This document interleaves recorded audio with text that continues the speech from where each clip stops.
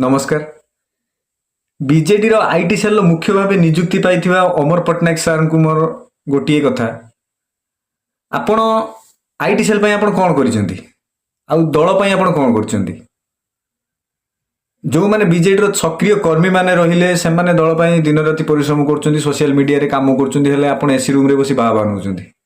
जदि नवीन बाबूंकर काम को आपण ठीक भाबे उल्लेख करिथांते ताले 2024 रे नवीन बाबू निश्चय आसी थांते हेले